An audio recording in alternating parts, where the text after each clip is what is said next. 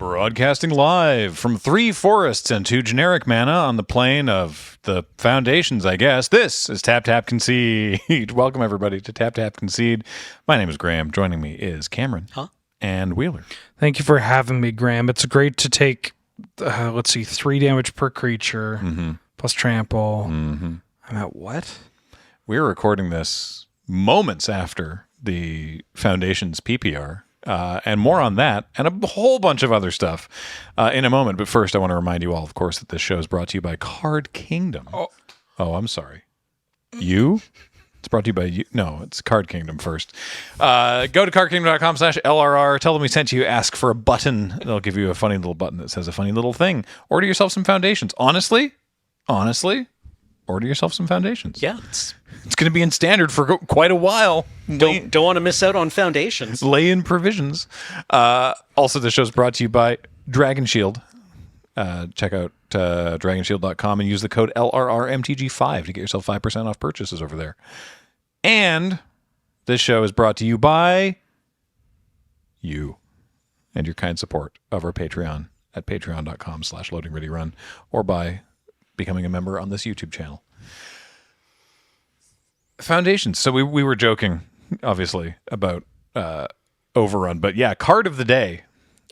You need to understand the PPR is a very small sample, and sometimes they'll watch the PPR and be like, "Oh, I guess this is a slow format." Like I think didn't we do like the Phyrexia All Will Be One? Like our first match was like pretty grindy. Yeah. And people were like, oh, okay, slow format. And it turns out that's like one of the fastest, most oppressive formats they've made in years. After one match with 2 people who have never seen the cards before playing against each other on camera. Yeah. Yeah. So this is not the Overrun format. It's still uncommon. You'll still probably take it pretty highly. But yeah, it turns out actual factual Overrun is a very good card that will win games of Foundations. I look forward to first picking Overrun and then getting cut hard on green in many drafts. But yeah, overall, apart from Overrun, no, that doesn't work. Overall, anyway, generally speaking, early impressions of the set. I like it. Yeah, no, the vibe is immaculate. Yeah.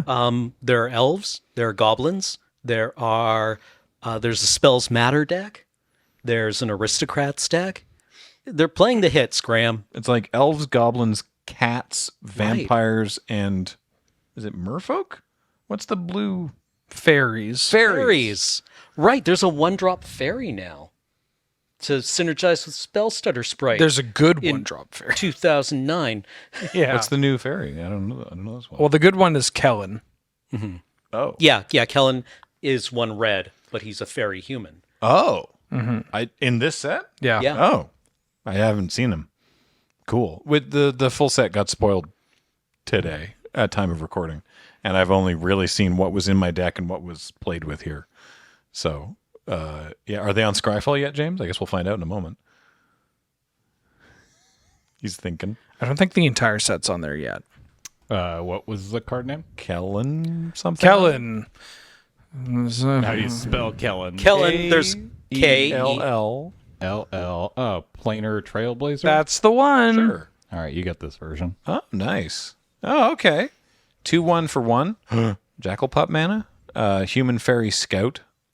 1 and a red. If Kellen is a scout, becomes a Human Fairy Detective and gains whenever Kellen deals combat damage to a player, exile top card of your library. You can play that card this turn. Jesus. And then for 2 and a red, if Kellen is a detective, it becomes a 3/2 Human Fairy Rogue and gains double strike. Look at that art. Huh. Somebody's serving continuous damage and card advantage. He's found his swagger after realizing he no longer cares about his dad. Wait a minute. My dad's a dick. Yeah. Wait a minute. I'm cool now. the hero's journey. Yeah. That's an important part of the hero's journey. There's a whole new jumpstart. I'm so excited about this. Yeah. I actually only very recently found out that this was here, and this is, I mean, forgive me, proper jumpstart. This is the good jumpstart, not just the one that like there's only 10 decks and that's it. And the rares are the only special thing. There's like, this is good jumpstart. And people know about it. Like original jumpstart, 10 out of 10. Yeah. Yeah. And then the set-specific Jumpstart, poo-poo. Poo-poo. Yeah. And then Jumpstart 2022, nobody knew it was happening. Yeah. Nobody had access to it. Yeah. And It was still good. it was good, but it was just so hard to find, and like there were worse marketing than Transformers 1, and just like it was just nobody really knew about it, which is a shame. And this one, it's up front center, and the decks look dope, the cards look dope, and I wish we were just doing a Foundations Jumpstart PPR, honestly. Yeah. Like a full day of doing that. Man, if this had been around when I was 13, Oh my god. right, that's where all my money would have gone. Is into like Foundations, like a basic set Jumpstart, right? That you can just play. Did you see the skeleton guy that Ben was popping off about? Oh, the old bones that makes junk bones or something like that. Ozox, or I think it is the Clattering King. Yeah, good name. That when it dies, it makes a 2/1 legendary token called Jumble Bones. Yeah, 3 in a black for a 3/2 can't block. Love a can't block.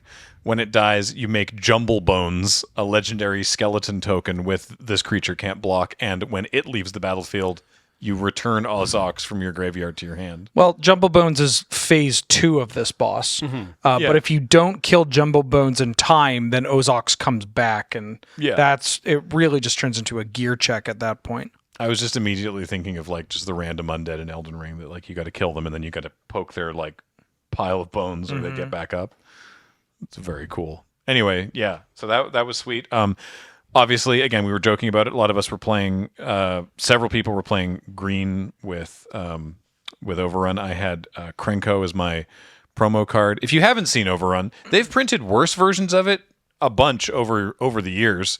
But it's the original. It's 2 green creatures you control get +3/+3 and trample until end of turn.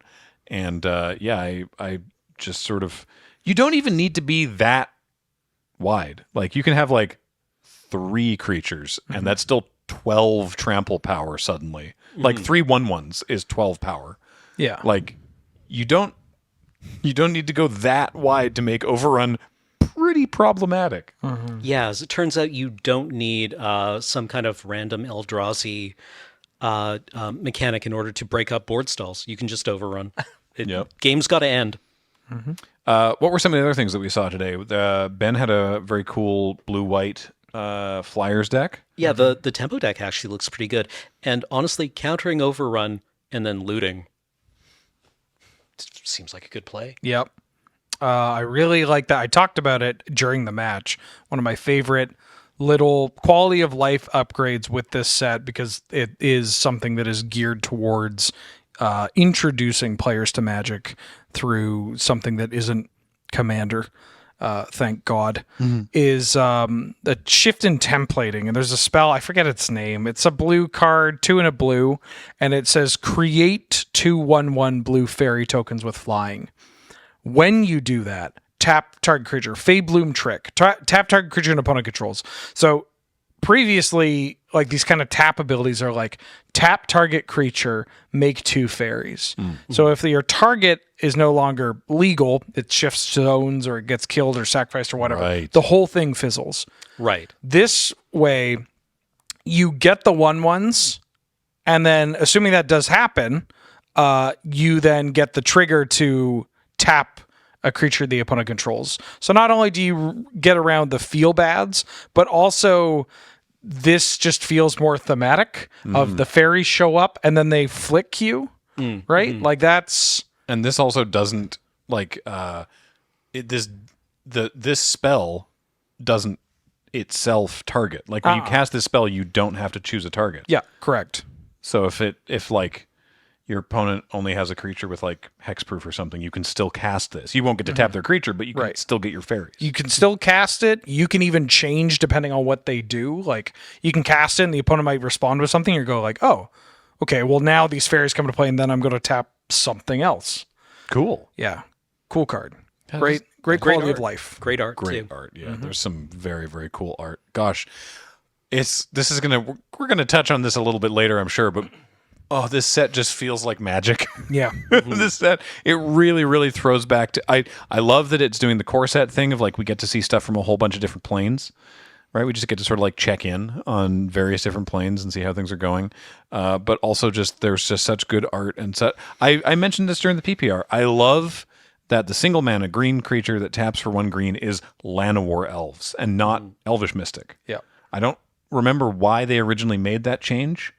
Well, they wanted a generic Llanowar Elves that Yeah. they could put into a set that wouldn't have to be tied to Dominaria. Right. But now they're like, maybe tying it to Dominaria is okay.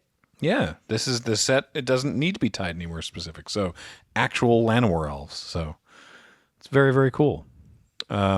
Yeah, I'm looking forward to. I mean, obviously this is coming to Arena. It's going to be on Arena for a while because this is the idea. Again, is that this is in Standard for 5 years. I think 5 years. Which is a wild thought. But it's that's the philosophy, right? This is the foundation. Question though, the Jumpstart cards are not in Standard, right? They're not in Standard, but they will be on Arena. Ooh. Yeah. So Dark Confidant now on Arena. Okay. Yeah. Whoa. Yeah. Wild. Seed of the Synod and Volta Whispers, just OG artifact lands. Do you know? Because if there was an announcement, I missed this. Do you know if the jump in is going to be changed to these packets? I assume so. Because once they start once Alchemy cards started showing up in jump in, I was less interested. I got to imagine it is just going to be all foundations all the time. Okay. Yeah, but I don't know for sure. Just feels like a thing they would probably want to do if they're going through on my home stream. There are a couple of Wizards employees and Arena employees in particular that hang out, and they both were very in a positive manner. We're like, oh yeah, we put like 5,000 new cards on Arena or some like. Not exactly 5,000, but Jumpstart's putting a ridiculous amount of these cards on there.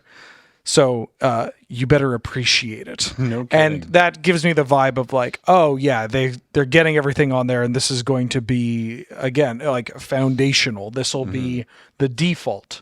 It's wild to me that in this bundle, the promo card that comes with the bundle is Phyrexian Arena. Yeah. And it's like, oh, that's just always in Standard now. Yeah. Okay. It's dope. Yeah. Cool. Okay. Okay. I believe the cards from there are cards that are not in Foundation's booster packs that will be Standard legal that are in the starter collection as well. So, I mean, I was going to say Darksteel Colossus is a big one, even though, I mean, it's just Darksteel Colossus, but still, there's some cool cards in there, like Expedition Map is going to be in there, which is pretty big for Pioneer decks looking to get Lotus Field. Yeah, there are a lot of cards. It's a little confusing at times, but they do a pretty good job of, excuse me, if the symbol's a star, you're good. Yeah. If the symbol's 2 cards, you're not Standard legal. Yeah. And if the symbol says Commander, it's one of 3 cards. I was going to say, I think those are in the starter collection, right? They are very... It's Sol Ring, Arcane Signet, Command Tower. Those are the 3. Yeah, and they're called like Foundation's Commander. They're the only 3 cards are FDC. They have a like a pentagonal expansion symbol, and they're just like, look here, just have these for command. If you want to build Commander, have these. Yeah, it's them acknowledging, look, every Commander deck starts with basically these 3 cards. Yeah. These are not going to Arena, so no Sol Ring is being added to Arena. But they are in there. They're separate. They're very... I believe there's even like a little pamphlet that explains what they're doing in there. Sweet. So, yeah, no confusion as long as you read the manual. What? Which I imagine a new player will, because Yeah. they look cool. And we saw also, we opened this on stream, the beginner box has like a storage box with some very nice thick chits that you can break out of their like, I don't know, cardboard sprues, I guess. And for like card storage, that'll last you a month probably. It's got 2 spin downs. It's got those decks that like you're not supposed to shuffle the decks so that you can walk through like a 2-player game. It has a bunch of it has some cards and some packs, and also it has these 2 like play mats, but not like the neoprene floppy playmats like you would think of when you think of a playmat, but like a board game, like that are hard board that are folded, and you like unfold them and lay them out, and they have like the diagram. There's 2 of them in the thing, and they have diagrams for like where all the cards go. I think that's very, very neat as well. So yeah, honestly, I didn't know what to make of Foundations initially, and now I think it's great.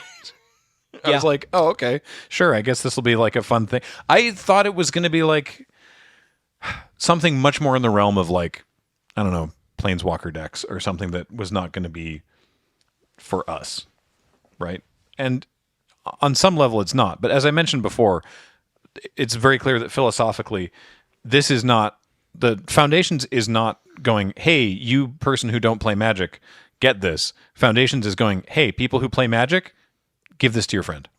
And I think that that's a relevant distinction. It does feel like it has something for every kind of player. Like in my head, I separate players to 3 different kind of generations of the old school players, of they've just been playing forever.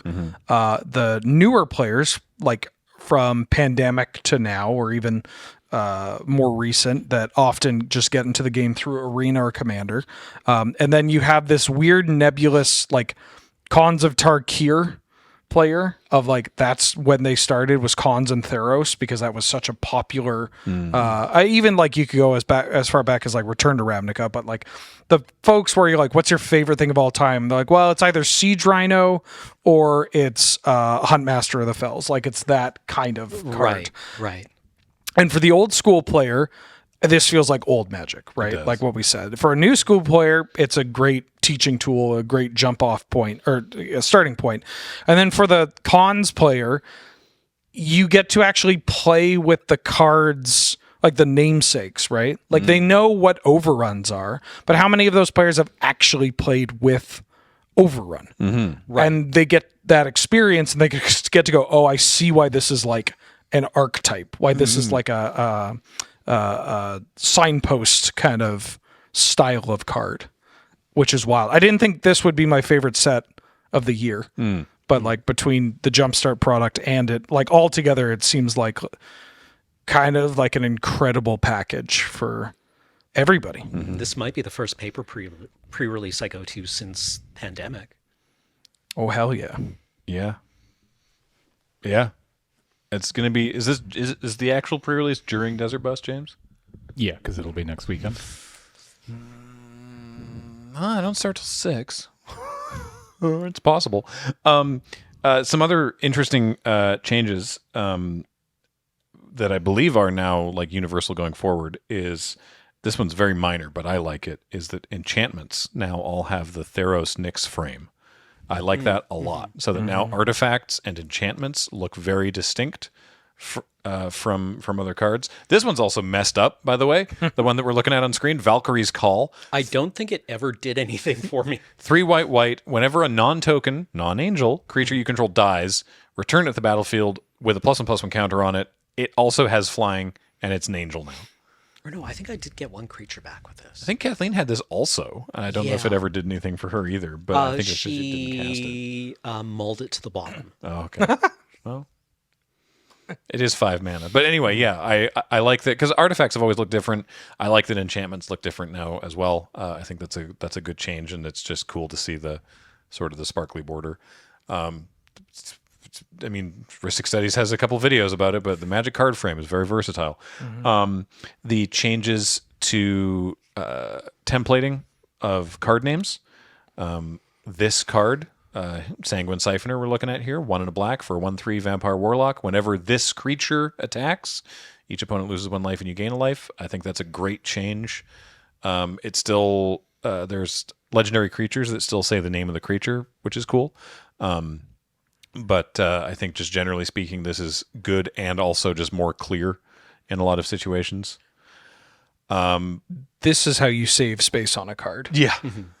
Cutting it down to enters. And like I was saying in the PPR, enters still feels like I'm missing a step on the staircase. Yeah. But this great. Love this. Especially for clones. There's a common thing where when people look at clone effects, especially clones that retain a name or cards that say like create a token that's a golem, but it has all of these abilities. And they're like, well, this says Figure of Destiny becomes a 2/2. So, but this card's not called Figure of Destiny.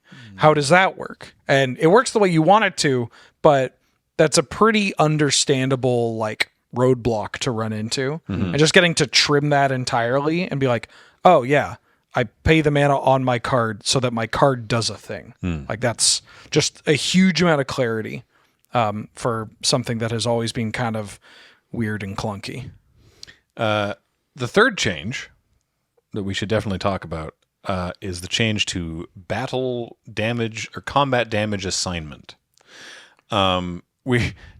It's just funny because, of course, how it is for us, like we got this document explaining it like a couple weeks ago, and then we recorded the video with Serge talking about it, and there had already been an article, and it was talked about at MagicCon Vegas. But of course, not everyone is as keyed into all of this as we are, and so there was many people in the chat when we aired that video going like, whoa, wait, what? Because it was brand new information. I imagine there will be people watching or listening, hopefully if archive.org is working again, to Tap today who are unaware of this, and so it was a big surprise. They're changing how combat damage assignment works, and this is like functionally this is a pretty large change, probably the biggest since I think Serge was saying 15 years ago, the change in like when damage went on the stack. It's not, I don't think it's as big as that change, but it's a big change to how combat damage works. It's not big until it is. Yeah. Like you could play 100 matches of Magic, especially at like a higher level, like constructed or whatever, and not run into this. Yeah. And it's just not a thing that pops up.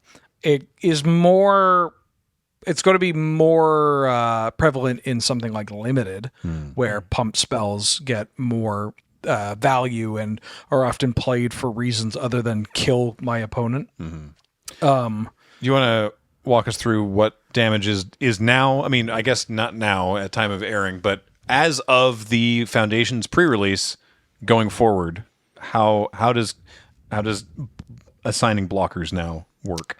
Great. So if I attack with a 5/5, and my opponent blocks with a 3/3 and like an X2, like something with 2 toughness, they are going to have to order blockers and say like, well, I'm going to put all the damage on this 3/3, and then I'm going to assign the leftover damage once 3 lethal damage has been assigned to that to the 2 toughness creature, trying to kill both of them. The blocking player can then say cast Giant Growth to give the 3/3 +3/+3. And then now I have a 6/6 creature that's up front before damage is even dealt. So now the 5/5 can't deal sufficient damage to kill the 6/6, and then there's no more damage to trickle over to kill off the 2/2. And that's how it works presently. Correct. With Foundations, now what happens is you make the blocks. There's no ordering of blockers.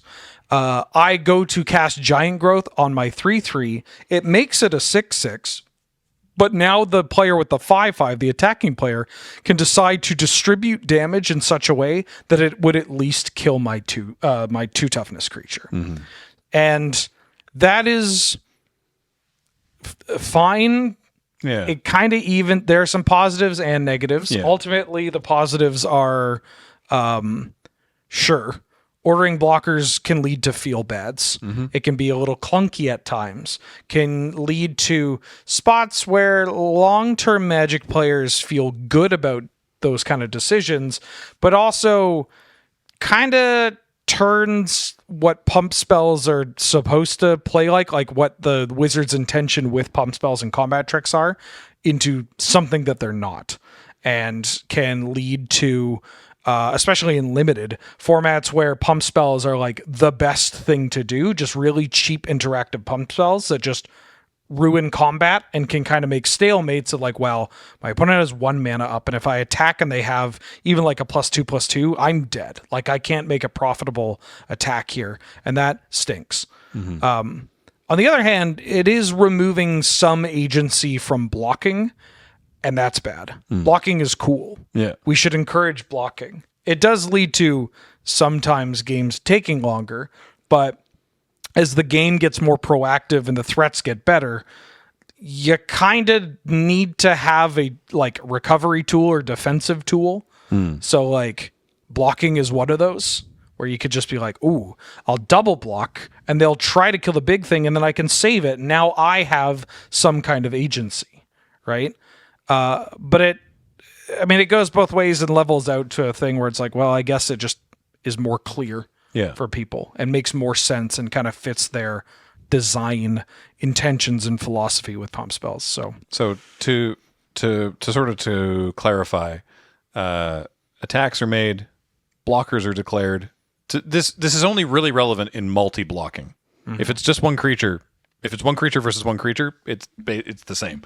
But in multi-block scenarios, it's like they're attacking with this creature, you're blocking with these creatures. You just say you're blocking with them.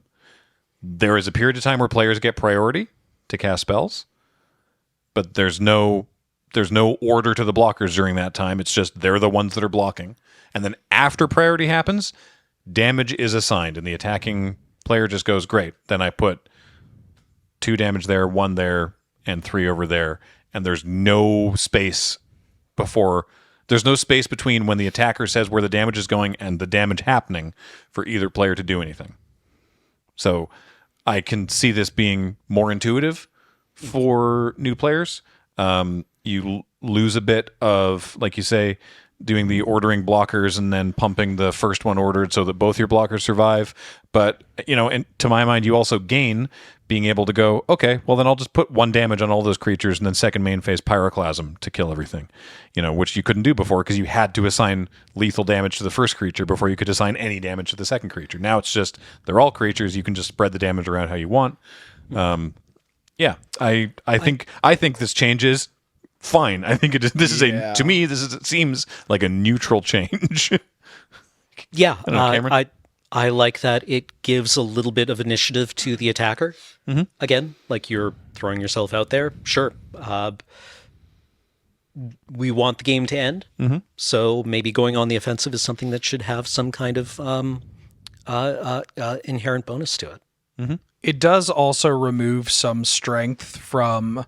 I mean, my head was like, oh, my Samite healer is terrible now. Just like the creatures that tap to prevent damage or whatever. They don't really do that anymore because it's confusing as hell. Right. And when it comes to ordering blockers and stuff.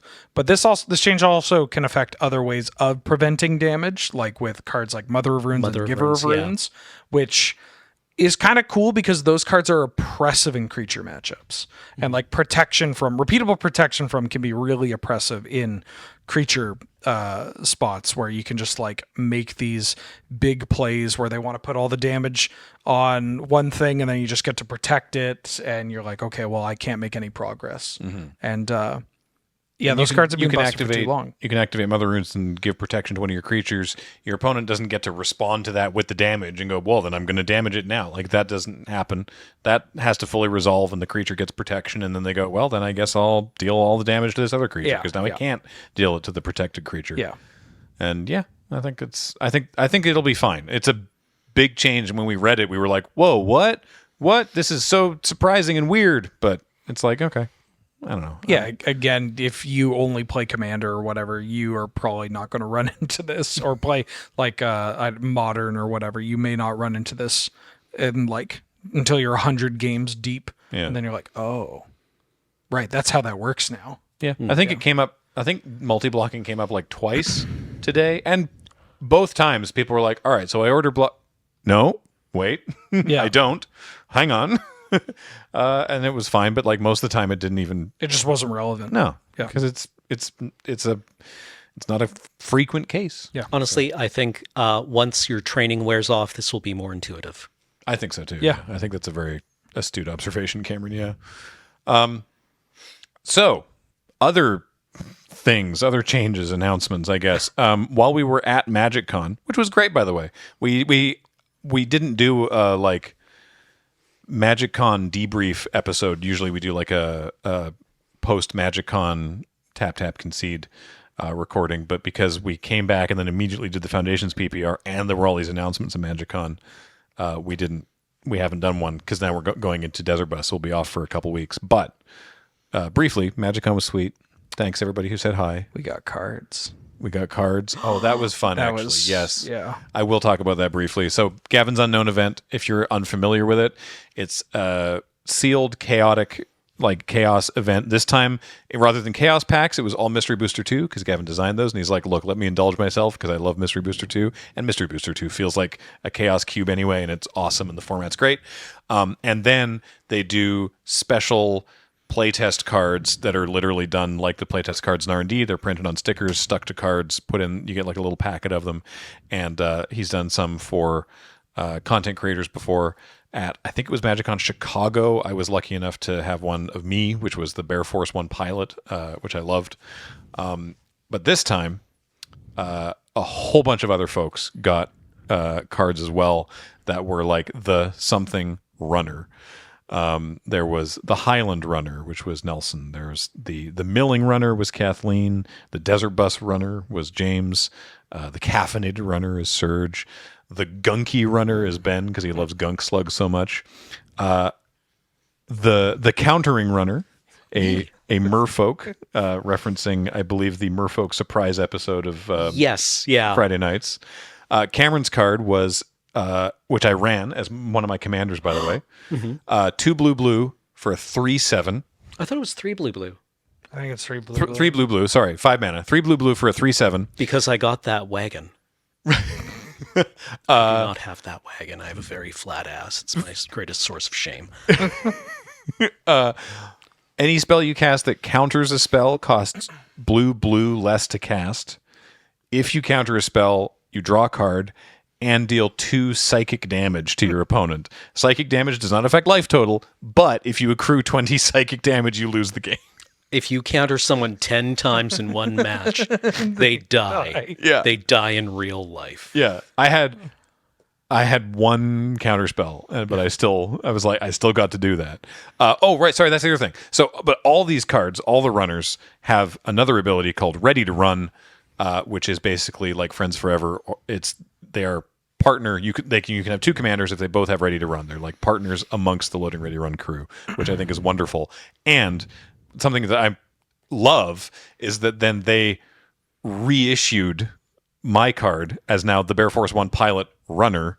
It's the same card, but it also has Ready to Run because I'm very glad to be able to also partner with everybody. And it references it in the rules text. It's My who cares? So what? My favorite part about that, yeah. So it's a callback to, God, what's it called? It's like something payback from Unhinged, where there's like an old granny. It does something based on like amount of life. And the art is like it might just be called, I think it's Granny's Payback. Yeah. From Unhinged. I don't know, James, if you can pull that up. And the flavor text is a conversation, an R&D flavor text between BB, and I'm not sure who that's supposed to be, asking, why does a life-gaining card show an old lady killing people? And MR, Mark Rosewater, responding, we'll fix it in the flavor text. And I love that. And I especially love that now the flavor text on the Bear Force 1 Pilot Runner is now Mark asking, wait, we're just going to reprint the same card again, but also adding this ability on it? Won't people notice? And then Gavin saying, well, I'll fix it in the flavor text. Not even won't they notice? It's will they even notice? Will they even notice? I just want to know why I have 7 toughness. I assume that it's a Friday Nights joke that we have just forgotten. Yes. Yeah, I mean, that seems right to me. But it does mean I get to block all those dinosaurs. Some of these, I think that some of these cards actually directly reference the opening title cards that we've had. In the past right. as well. Yeah. Okay. Wheelers, the Wheeling Runner, is what do you do? I'm 3 in a red for a 3/4, and when I attack, you can discard your hand, and if you do, you add 4 random vintage legal cards to your hand. So just Scryfall random. You Scryfall random 4 times, and you can spend that mana as any color or whatever. And that's great. I died to my own card. I heard somebody that got Black Lotus off of it. Oh. There was a player that got Black. Was it? I think it may have been the Lotus player, but they were like, I got 2 rituals, a fireball, and I just like attacked and was like, ritual, fireball you for lethal. What is the condition for discarding your hand whenever you attack? Whenever you attack. Yeah. And my creature type was Splinter Runner.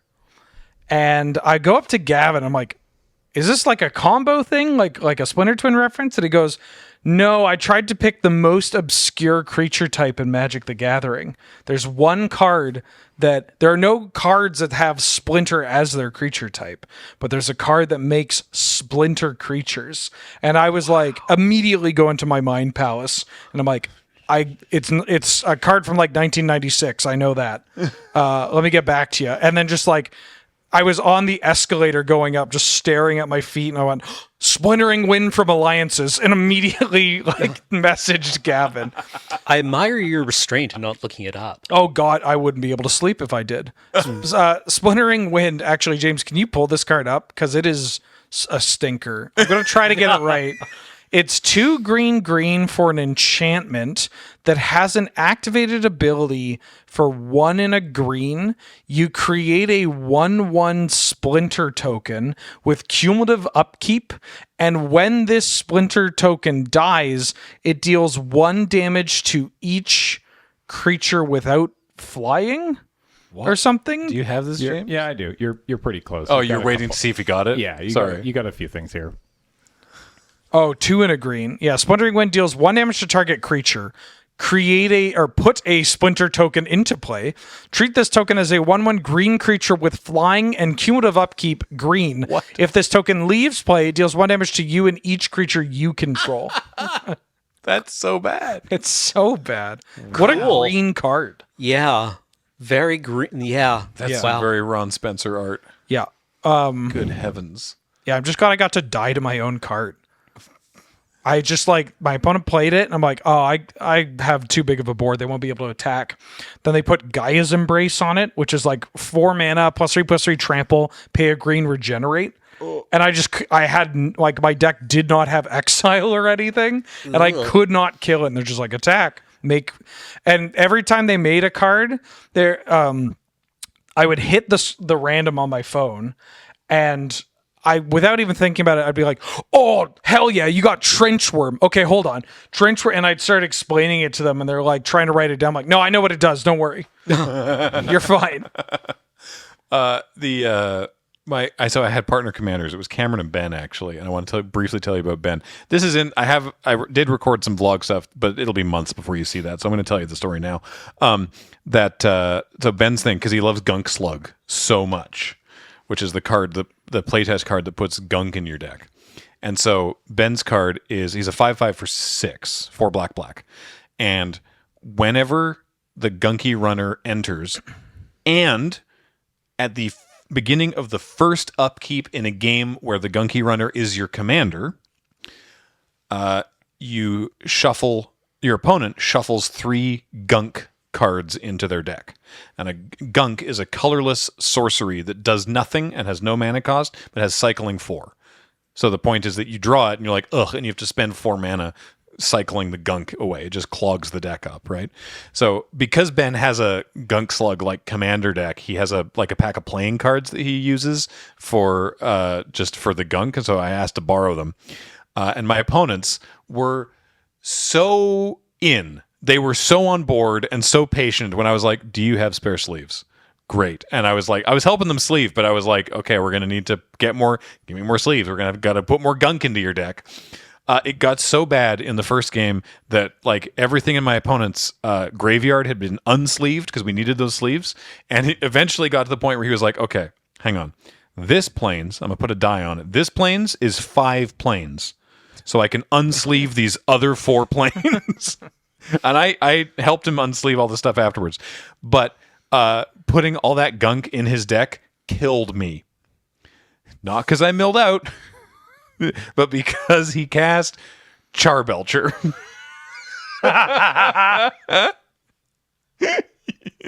Exactly. Hero. Exactly. So Oh my I gave him God. so many non-land hits that he was just like 7 untap 8. You know how long it's been since I pogged IRL? Yeah, that was an amazing reaction. Oh man, yeah, it was pretty spectacular. Well, why didn't you counter Charbelcher? Well, I only had the one counter spell and I had already used it. But hey, they had 2 psychic damage, so you know what do you want? Oh, sorry, Gunky. Sorry, the way that because I was like, it does the 3 when it enters and the beginning of the first upkeep. Only the first upkeep, not every upkeep.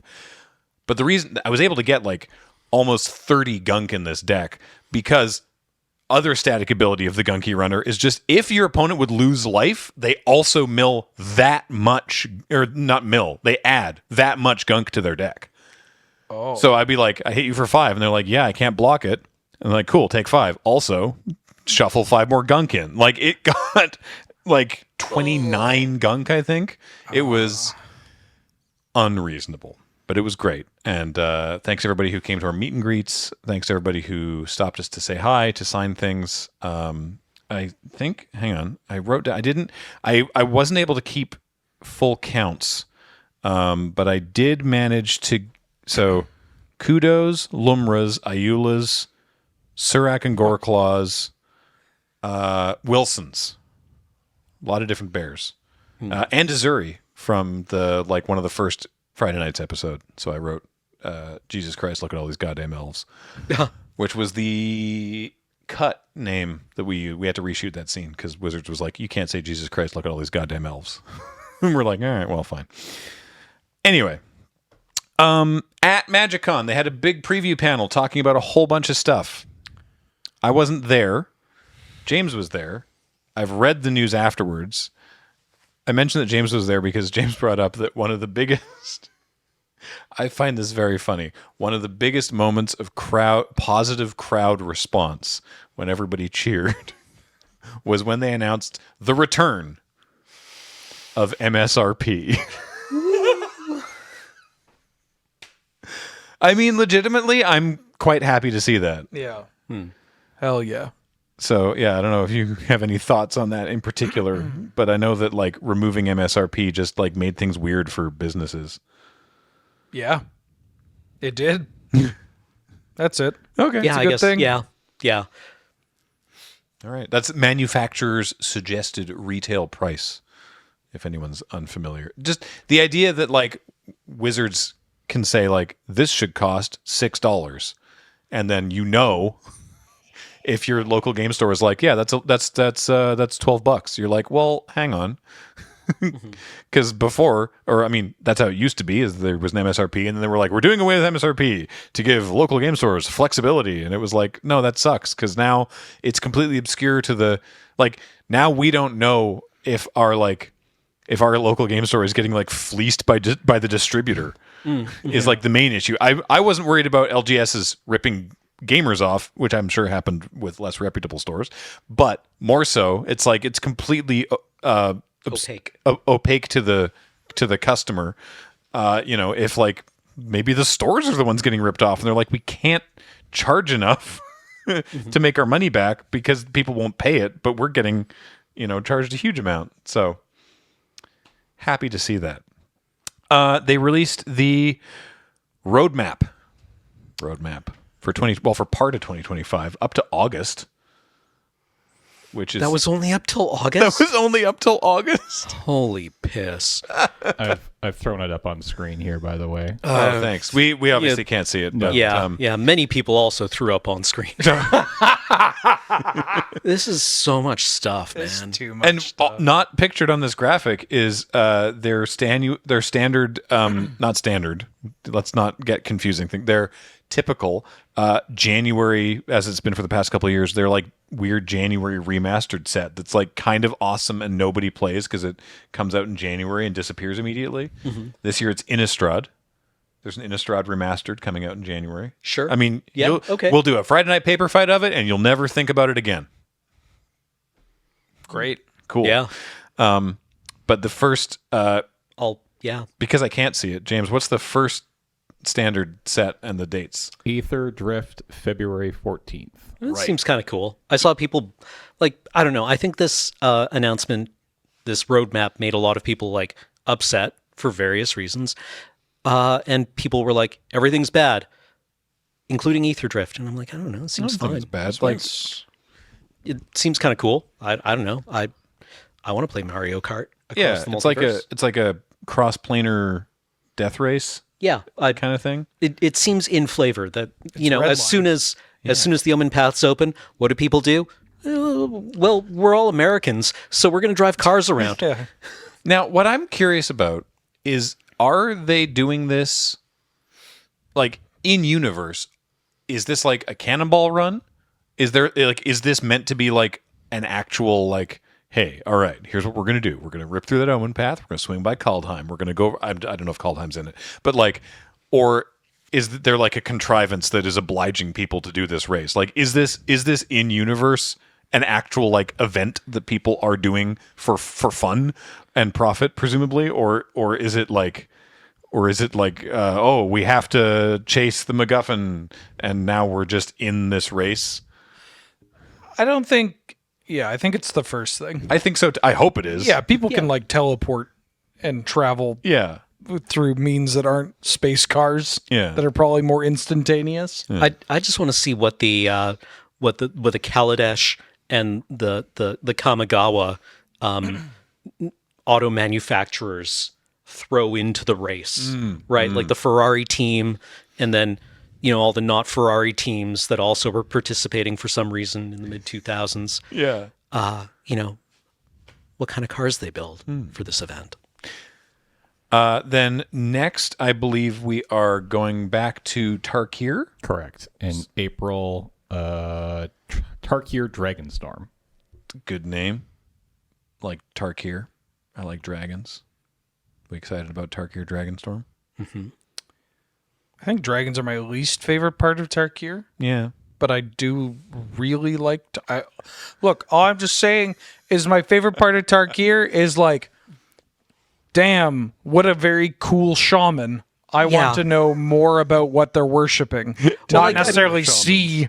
Oh, that's what they're worshiping. I kind of thought Tarkir was interesting because at least from what I heard, Wizards expected people to be like, okay on Fate Reforged Tarkir, and then get really excited for Big Dragon Tarkir. And it was the opposite when people were like, finally, these wedges have personality and identities.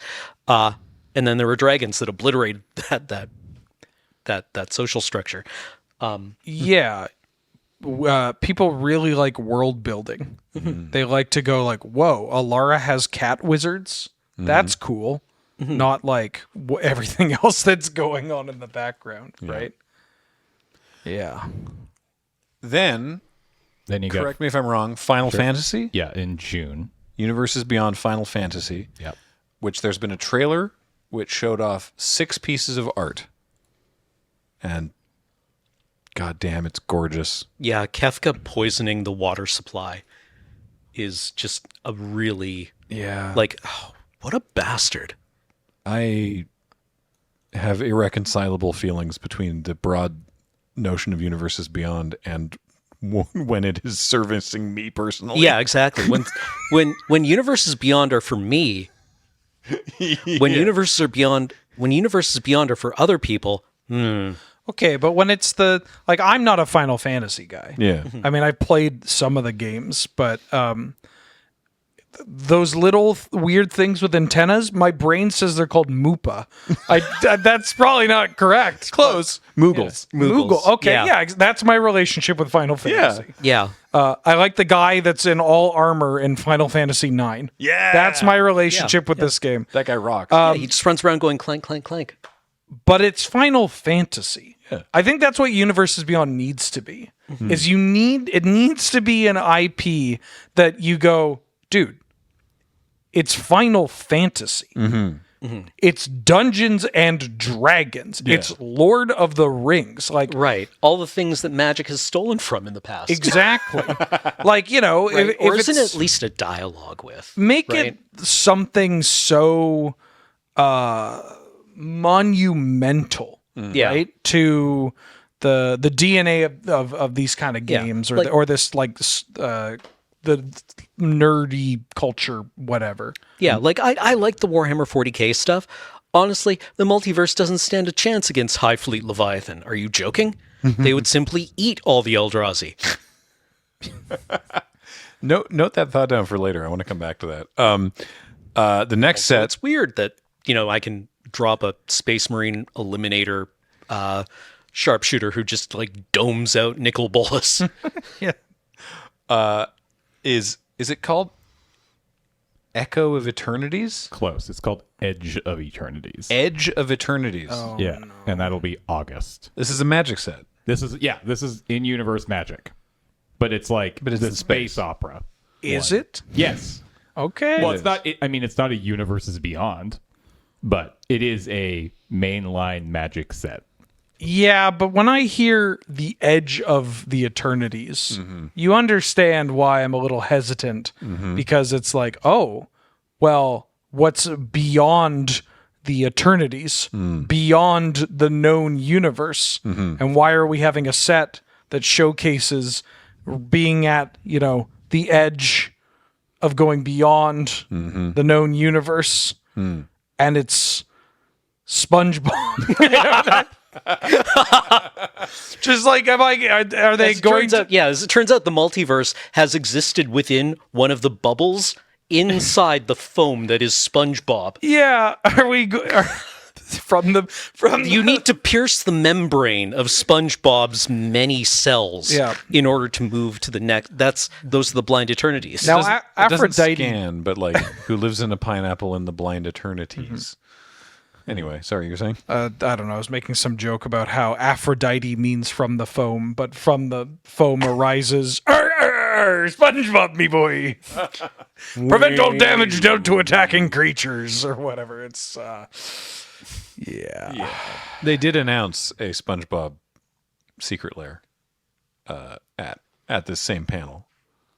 I'm okay with that. Yeah. Yeah, no, I said this on Blue Sky, but I think the funniest possible outcome of this, and the reason why I love SpongeBob in particular for one of these, is because I want one of these cards to actually be cracked, so that vintage players, or especially CEDH players, I don't know why I have this antipathy for CEDH. It's irrational, but I hope you'll permit me that it would be extremely funny. Because CDH players are the Magic player equivalent of people that be like, no, actually, McDonald's is like good. What an amazing comparison.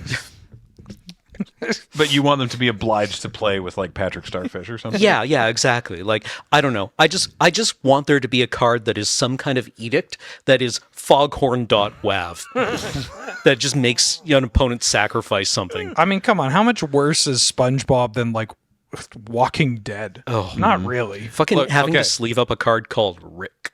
I've got some ace engagement bait for y'all in the comments, because I posed this question to Prof, because Prof tweeted with no editorializing. He was just like, SpongeBob Secret Lair just announced at MagicCon, right?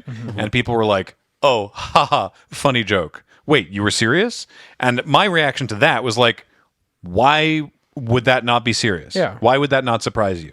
And so the question that I asked was like, okay, what is the least likely thing, franchise, brand to do a secret lair of that Magic would still do a secret lair of? So we can't say Pokemon because that's off the table. The Band of Brothers cinematic universe. Oh, I'd be so down. Right, but like, what is it's what is, it doesn't have to be like so obviously there are things that Oh, come on. I've rewatched Band of Brothers so much. I had like a winner's joke ready here. No, like, but I was- sorry, this is just like something that's stuck with me ever since I saw some article somewhere that referred to Masters of the Air as occurring within the Band of Brothers cinematic universe. they need to make the Band of Brothers so that... Oh, I don't know if I can say this on here. All I'm saying is there is a part of the Magic audience that would go nuts to have a card called Lieutenant Dyke as their commander. yeah. Real so man's name. again, there are things that just wouldn't ever happen. And I'm not talking about stuff that's like just like outwardly offensive or impossible. I'm saying what is the least likely thing, the most unbelievable thing that they could still do. Cat in a Hat. Right? So throw that in the comments. Anyway, after we go near the edge of the eternity and maybe a little bit past it, maybe just a bit, maybe, then it's Spider-Man. That's what's out there. It's Spider-Man. Okay, I also posted this on Blue Sky, but my thoughts on this are like, this kind of announcement makes me glad that I have a whole lot going on in my life that isn't Magic the Gathering. Yeah. Because I feel that that's important for a full, like, adult experience as a human being. Like, I don't just play Magic the Gathering. I can integrate a differential equation. I can write a sonnet. I can cook a nutritious meal for my loved ones. I can, plant a garden. I can raise animals. And whenever I have to like look at a Spider-Man Magic card, I can just be like, nah, bro. I think I'm going to go do one of the other things that enriches my life. And I acknowledge that like Spider-Man is fine. A lot of people like Spider-Man. This is going to get people will buy this product and be extremely happy about it. Other people are going to look at this product and say my life is over. And I don't have to be that person. Yeah. Because maybe I'll just go read a book, which is a lie. I'm not going to go read a book. I'm going to go play Civilization 6 for hour after hour until I die. The only way to stop Universes Beyond from happening is if no one buys it. Yep. And that's provably not happened. Yeah. So, I mean, like, the thing is, sometimes we get called, like, shills for saying, like, if you don't like the product, don't buy it. But that's actually praxis. Right? Like, the only way that these products will stop getting made, that Universes Beyond will stop getting made, is if one that they paid a lot of money for flops. And that will probably have other knock-on problems. Because, like, I don't know, what happens to gaming studios when one of their games flops? It's usually bad. You realistically don't have to buy these cards. No. You don't have, I mean, if you want to, sure, why not? But like, I see this all the time where people are like, oh, the new set's out. I gotta pick them up. It's like, do you? You play Commander. All you do is play Commander. I've seen you on social media complaining. All you do is play this stupid non-format Commander format panel member, by the way. Like, you don't need these cards. Hell, you don't even need to interact with these cards if you don't want to. Or you can interact with some of them and not others, you know? Like, realistically, how much worse is Spider-Man than Warhammer or Final Fantasy or... it's Spider-Man, to your point from earlier. It's Spider-Man. Yeah, I mean, Spider-Man himself... Spider-Man's pretty huge. Gets a little extra... It's kind of hard to hate Spider-Man. It's easy to hate Spider-Man fans, but it's kind of hard to hate, like, Spider-Man as Spider-Man. Yeah, everyone loves Spider-Man. Yeah, it's Spider-Man. He's a little dweeb. Like, you know, whatever. So, I guess there's one last point on the roadmap, which we'll come back to, because the other part of the announcement, I think the part that upset people the most about the things that were announced was that this is not retroactive, but starting in 2025, all of the Universes Beyond that are full sets, which is to say Final Fantasy, Spider-Man, other things, will be standard legal. And so that now is interesting. Oh, thumbs up from Wheeler. Yeah. Like, okay, this is probably not it, but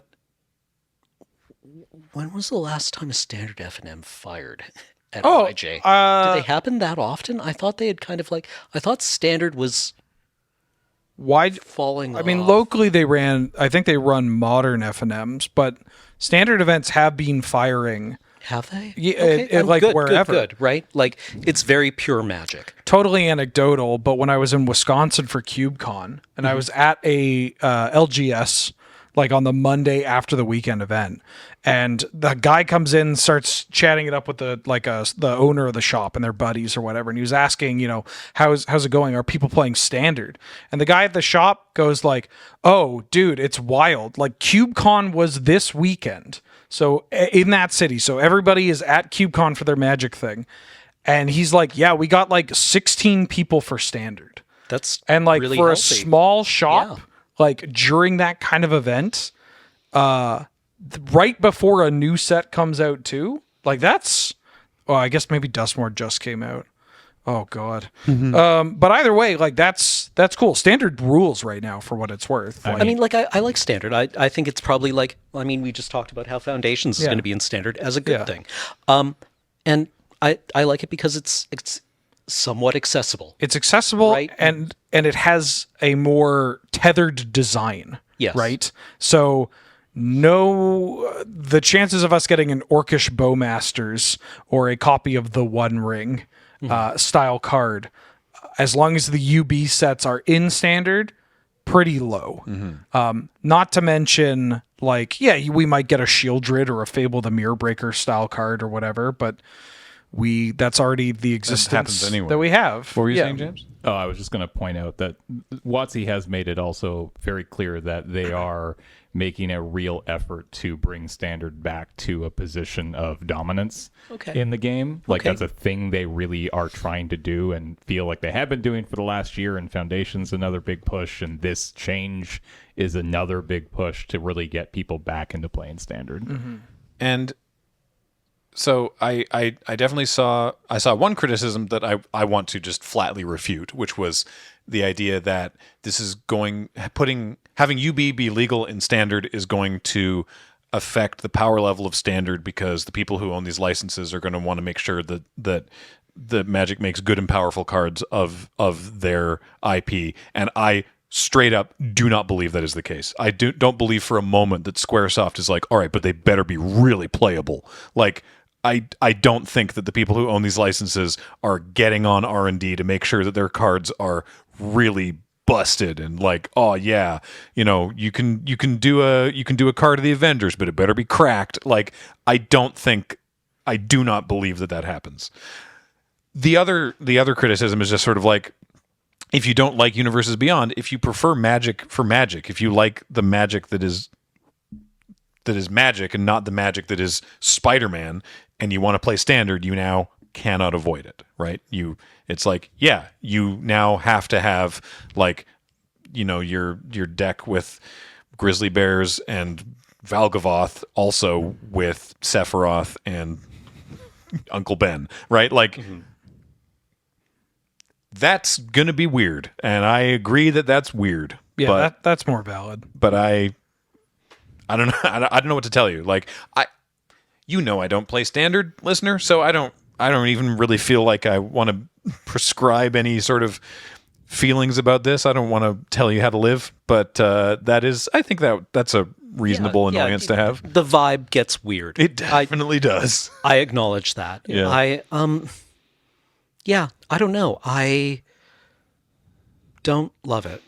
I don't have particularly strong feelings about it, but the amount that it does, like, graze my surface, I'm like, I don't know. It addresses some concerns that, like, I think attach you won't be able to get away with it, right? Again, like the Lord of the Rings cards, the big ones. You just, if you're playing Modern, or Cube or Commander, you will run into them because they're just so good that in Eternal formats, Like the One Ring and Bowmaster. yes, Yeah. you're just going to run into them. Same with like Warhammer cards too. Like, if anything, I would think that designing these sets for standard, which they have been, like, they've known that this was coming for a while, and they've been designing, for example, Final Fantasy for standard. If anything, this would tell me that they're gonna, like, They'll be powered down. rein back a little bit. Yeah, right. You'll get a couple of things for sure. Yeah. But like, But you always do, like you said, Sheldred, yeah, right? you Like, always there are going to be cards that are messed up. yeah. I don't like the fact that I can't escape this advertisement. Yes. That sucks. But there's a push and pull. Like, I don't know. I'm dead to advertisements anyways. Like, what's just one more? It is in this game that I like, but if there's a card that I have to play, I'm a competitive enough player that I will grit my teeth and I'll Uncle Ben the hell out of a board or whatever. What do you think? Time to show them that power comes with responsibility. Uncle Ben, 1/1 for 1 white. When it dies, Search your library for Spider-Man. A legendary creature. Yeah. Which Aunt May do you think they're going to put in? The hot one or the Marissa one by Tomei. Marissa Tomei? Beautiful. Wow, I just got. I'm sorry, Marissa Tomei. Call me back, please. I'm begging you. Real quick, the end of what they showed on the roadmap was, at least to our understanding, going to be the Return to Lorwyn set. But that got bumped, and I'm annoyed about that. But it's not gone away. It's just I'm annoyed about that, and I'm annoyed that got bumped for Universes Beyond. My initial reaction, so it's another Universes Beyond set. Currently, it's just UUB because it's unknown Universes Beyond. They haven't announced what it is. Which is hilarious as a placeholder title because that's how chemists name elements that have yet to be named. Wait a minute. What? UUB? Yeah. Oob. Oob. That's Boo. Oh. It's a Dragon Ball Universes Beyond. All right, I'm in. Yeah, I'm in. Yeah. I'm in. So yeah, it's an unknown set. My initial reaction was I'm so tired, and then B, I'm legitimately quite annoyed that we have to wait longer to go back to Lorwyn. And then I spoke with some people at Wizards. I want to be very clear. I know nothing about this set, but I spoke to two people who worked on it. One of whom was the lead, and they are so excited. They are like, no, this is awesome. You're gonna love this. It's so cool. I cannot wait. I was thrilled to be able to work on it. It's gonna be awesome. It'll be great. And I was like, okay, can you tell me anything about it? And they went, absolutely not. Please let it be Dragon Ball. Please let it be Dragon Ball. Or Elden Ring, a FromSoft one. Fitting. I just paused a second time. You know, if we have to live in a world of Universes Beyond, which we might not have to, but we currently do, at least pad out, for every Fallout or Fallout cards, good. Setting compared to something like Final Fantasy or Lord of the Rings, that's a little atomic bomb coughing baby or hydrogen bomb coughing baby. Like, at least give us that good, right? Like, if you're going to do Universes Beyond Amelie, I don't know. I picked a random movie out of my. The food token would just be a creme brulee. Yeah. Oh. Give us a big oh yeah, that's fitting. That's old school. So It's going to be Game of Thrones. Oh my god, it might be.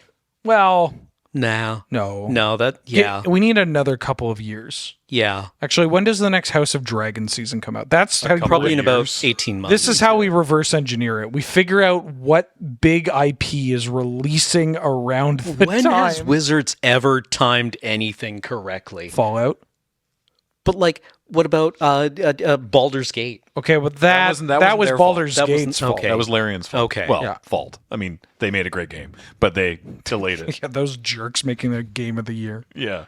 Because I was wondering when the Magic set came out, I was like, who is Asterion? Cool looking guy. All right, cool. Nice card. I guess these are Cool. original Wizards Yeah, I creations. was like, okay, neat. I didn't know that I was supposed to know who they were. And then Baldur's Gate 3 came out, and I was like, oh, it's from the... that was supposed to... Oh. Man, that must have felt bad. Yeah. I'm trying to figure out what IP this is. Oh, this is going to bug me for a year. Or only till August. Surely they'll announce They'll it. announce it. They'll announce Yeah. it before They'll announce it at around Christmas or something. Yeah. Anyway, look, there was a whole bunch of stuff, and I know people have a whole bunch of feelings about it. We've sort of given you an initial sort of go over. Let us know what you think in the comments. I think that UB legal and standard is the thing that is the most contentious, and I'd be curious of other perspectives on it. Again, it obviously doesn't affect me in my day to day, but broadly speaking, I'm not worried about the power level of standard, and I think in terms of getting more people interested in the format, it'll probably be good. But I do really sympathize with but now it's the same way that I felt about Historic when they were also alchemy, and people were like, but we didn't want that. We want it's they're like, yep, standard, also Spider-Man. I think the thing that flags this for me is how granular it is. If this was like Marvel, the Marvel set, I think that would be less alarming than the fact that it is one character. It is Spider-Man, which suggests to me that they want to make like. Well, there's more Marvel. Yeah, there's more Marvel. We know coming. that Marvel is a multi-year partnership. So. Yep. So. Oh my God, it's Gundam. If Evangelion would honestly, like, I would pog a third time in front of all of you if it was Evangelion. We'll get you. We know that Anno is like, I do not care. Yeah. I will put this on anything. I do not care about this. In fact, I will do anything I can to damage its integrity. If it is, but I also love these characters. They're my babies. If it is, I hate you. I hate you. Oh no, it's going to be Evangelion because Anno wants to hurt us. Yeah, he no longer hates himself. Well, he does a little bit, but not as much. But he hates us. Relatable. We're going to have to get the AT Field underwear you keep talking about. It's the entire only office. good piece of Evangelion merchandise. It's the only piece of merch that makes sense. The AT Field underpants. Time to say goodbye. Okay. That's going to do it for this week on Tap Tap, everybody. Please let us know your thoughts on all this in the comments. Again, we're going to be off for 2 weeks during Desert Bus. So if you want to watch some of that and give money to a great charity and win so many amazing Magic prizes, head over to desertbus.org or twitch.tv/desertbus to check that out. Seriously, there's not only is Wizards a direct sponsor and has sent us some amazing prizes, but James has put together a really cool bundle of stuff from us as well. So, tune into Desert Bus. It's going to be a blast, but we will be back on Tap Tap in a couple weeks' time. Until then, reminder, patreon.com/livingreadyrun, Card Kingdom. I know that this is messing up your overlays, James. I'm sorry. cardkingdom.com/LRR and Dragon Shield. Use the code LRRMTG5. Until next time, I have been Graham, joined by Cameron. And Wheeler. Or Sailor Moon. I mean, I said this last time, but like, there's so many legends you could have. Utena. Oh, yeah. James has been on tech. Pokemon. Heather gets these online. Thank you all so much for watching. See you all next time.